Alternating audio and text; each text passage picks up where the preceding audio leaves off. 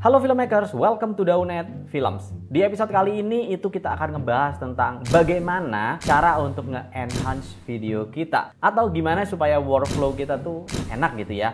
Nah, topik-topik kayak gini ini rangkaian yang ada hubungannya sama Video Academy. Cuman memang video ini nggak gue jadiin satu sama Video Academy. Karena di Video Academy itu lebih banyak ngebahas tentang teknis how to editnya. Setelah kalian nonton Video Academy, mudah-mudahan nonton ini dan bisa lebih nge-enhance gimana skill kalian untuk bikin video yang bagus. Nah, sebelum kita mulai ke topik utamanya, gue mau quick review dulu nih. Gue lagi kedatangan nih laptop Zenbook UX371 yang bakalan kita pakai juga untuk editing. Laptop ini tuh udah pakai Intel Core i7 11th generation dan juga udah pakai Intel Iris Xe. Nah, yang pastinya Iris Xe ini meskipun integrated graphic, tapi di video sebelumnya udah gue kasih tahu bahwa ini tuh kenceng banget. Nah, laptop ini tuh juga udah ada badge-nya Evo Platform. Evo tuh kayak satu standar dari Intel untuk laptop-laptop yang diharuskan menggunakan standar tersebut. Jadi kurang lebih gini, kalau misal gue buat laptop, gue mau nempelin logo Evo ini, itu gue harus memenuhi beberapa standar. Apa aja standarnya?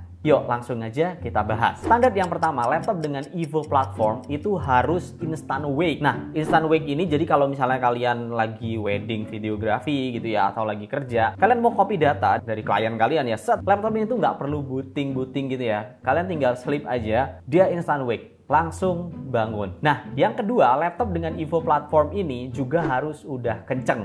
Kenceng ini bukan cuma gimmick iklan gitu ya, kayak ini laptop kenceng. Enggak. Tapi memang kencengnya itu di standar. Laptop yang pakai Evo Platform ini sekarang minimalnya di Core i5. Untuk maksimalnya sih ada Core i7, tapi kemungkinan nanti ada Core i9 dan lain-lain. Mari kita lihat saja. Dan harus sudah generasi 11. Kalau generasi 10 gitu belum masuk ya, tapi generasi 11 ke atas nanti bisa masuk ke Evo Platform. Selain itu, selain dari prosesornya sendiri, kayak perangkat lainnya itu juga di standar. Kayak misalnya RAM, itu harus 8 GB dual channel minimalnya. Jadi ini sendiri tuh udah di atas standarnya Adobe punya gitu. Lalu selain itu juga harus menggunakan SSD NVMe. Jadi nggak bisa pakai hard disk lagi. Laptop yang Evo Platform ini udah pasti SSD NVMe minimal 256 GB. Kebayangkan laptopnya pakai SSD, RAM-nya dual channel, minimal i5 atau i7 generasi 11. Jadi buat editing pasti udah lancar banget. So, gampang ya tinggal nyari logo Evo-nya ini. Lalu nggak terbatas di komponen, laptop yang oke itu juga AI-nya harus bagus juga. Kayak misalnya ketika kita kerja, rajin buka aplikasi itu, nah AI di Intel 11 Gen ini atau Evo Platform ini, dia tuh udah bisa ngenalin kita lagi seringnya ngebuka apa dan juga dioptimalin performanya di situ. Selain AI untuk optimalisasi apa yang kita buka, juga ada AI yang fungsinya itu untuk produktivitas. Dulu kan kalau kita misalnya kita selection muka, itu kan wajib banget ya pakai lasso tools gitu kan. Tapi sekarang nggak perlu. Sekarang tinggal select subject aja. Jadi AI-nya nggak cuma gimmick, tapi bener-bener bisa dipakai 100% untuk produktivitas ataupun optimalisasi kerja. Lalu yang terakhir adalah battery life. Kita kadang-kadang kesel banget ya kalau misalnya pakai laptop, itu sering banget, aduh namanya editing, butuh banget dicolok gitu. Tapi kalau Evo Platform itu mewajibkan laptopnya dengan menggunakan baterai itu performanya udah oke. Jadi dengan menggunakan laptop yang ada Evo Platformnya ini, kalian bisa kerja pakai baterai aja. Wah, kan kalau dicabut biasanya performanya nggak begitu kencang, Pak? Tidak apa-apa, ini tidak akan menurun, dijamin.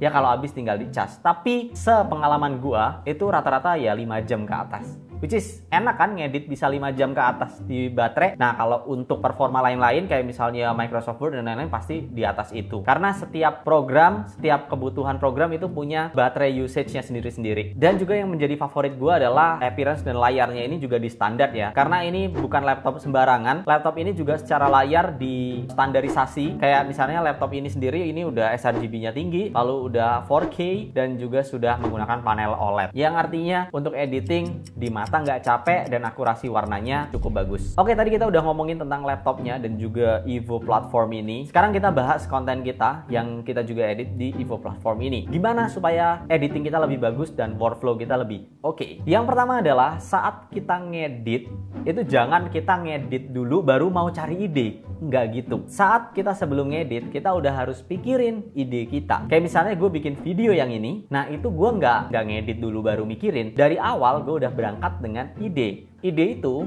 bisa kita tuangkan lewat misalnya storyboard atau script, atau kalau kalian malas kayak gua, kalian bisa menggunakan musik yang udah kita rangkai di timeline. Nah, musik-musik ini kemudian kita kasih titles. Nah, titles itu yang kita jadiin patokan buat syuting. Gampang kan? Jadi ini langkah buat orang males tapi pengen ada moodnya supaya kita bisa berangkat syuting dengan apa yang udah kita pikirin. Simple kan? Nah, setiap kalian pasti punya cara sendiri untuk meramu gimana caranya supaya kalian udah punya ide duluan ketika berangkat syuting. Silahkan dipikirkan mau script, storyboard, musik, moods, dan lain-lain, bebas kalian. Pikirin sebelum syuting atau ngedit. Yang kedua adalah cut dengan menggunakan teknik yang oke. Nah, teknik cut yang oke itu kayak apa sih? Sebenarnya jump cut itu juga oke-oke aja. Tapi kayaknya bakalan seru banget kalau kalian bisa menggunakan L-cut dan J-cut. Nah, ketika kalian ngomong menggunakan L-cut dan J-cut, itu memang terlihat nggak sinkron-sinkron banget saat bagian cutting. Tapi bisa mempersmooth adegan-adegan atau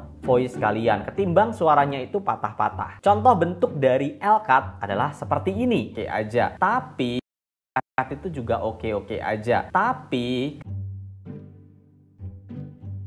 caranya ya kalian tinggal potong sedikit di bagian videonya setelah audionya berakhir. Atau kalau J-cut adalah kalian mulai dengan audionya dulu, lalu visualnya menyusul. Nah, gambaran timelinenya adalah seperti ini. Oke-oke aja. Tapi mudah kan? Yang ketiga adalah menggunakan B-roll sebagai transisi. Nah, banyak orang itu ngebingungin transisi apa yang mau dipakai. Zoom gitu ya. Enggak, transisi itu bisa banyak banget. Bahkan blackout itu juga bisa transisi. Nah, kalau gue menyarankan kalian bisa menggunakan transisi unik seperti B-roll. Jadi ini lebih ke konten ya. Kalau misalnya kalian bikin konten, setiap part kalian kasih sedikit jeda B-roll untuk kalian ngomong ke topik selanjutnya. Kayak misalnya gue ngomongin laptop, ada price, performance, terus apalagi.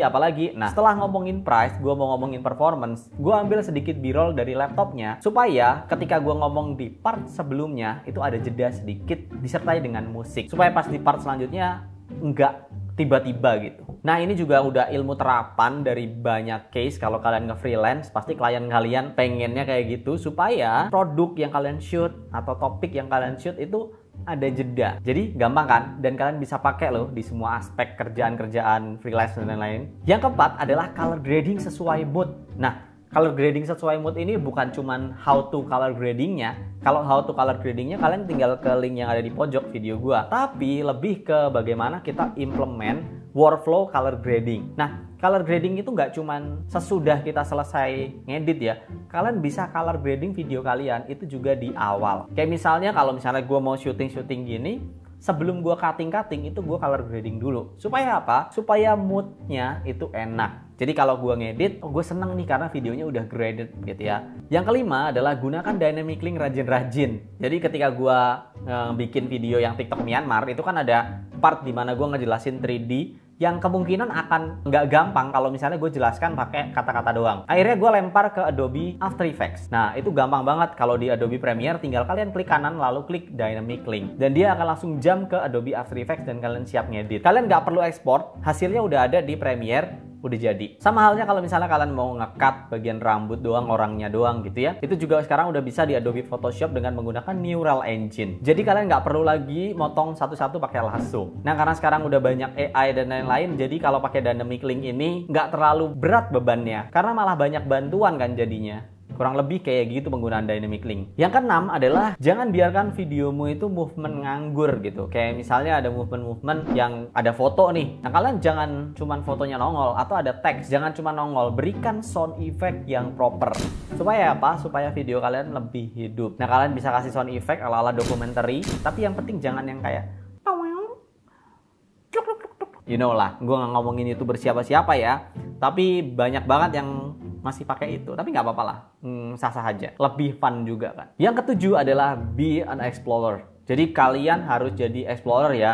Jangan cuman stuck di situ doang gitu. Kalau bisa pelajari banyak hal, implement ke video kalian. Misalnya topik kali ini adalah kita lagi ngebahas tentang geografi, ya coba gunakan 3D Google Earth, itu kan gratis juga. Lalu kalau misalnya kalian lagi mau ngejelasin tentang science, bisa gunakan 3D kayak molekul dan lain-lain. Jadi explorer itu seru banget karena setiap topiknya kalian bisa belajar satu hal yang baru. Dan di setiap topiknya video kalian tuh bisa unik banget. Dan juga kalian kalian harus rajin-rajin kayak nonton-nonton ya, kayak Peter McKinnon, terus Waqas Qazi, terus siapa lagi itu ya, Vox misalnya, wah Vox terus nih yang sebut, lalu Kurgezak dan lain-lain. Jadi kalian bisa nonton lalu tiru ya, tapi jangan dijiplak persis, tiru dan modifikasi gitu. Bikin konten kalian tuh semenarik mungkin gitu dari inspirasi-inspirasi yang kita bisa ambil dari luar negeri. Nah, kurang lebih seperti itulah tips and trick supaya kalian bisa enhance editing kalian dan juga workflow kalian. Yang dimana kalau kalian belajar video academy, kalian ya udah belajar tekniknya. Sekarang gimana cara enhance-nya supaya lebih bagus hasilnya. Gue remind sekali lagi bahwa gue pakai laptop ini ZenBook UX371. Ini ternyata enteng banget dari tadi ya. Bahkan ini laptop tipis tapi bisa dynamic link, lempar sana lempar sini, dan performa untuk cuttingnya segala macem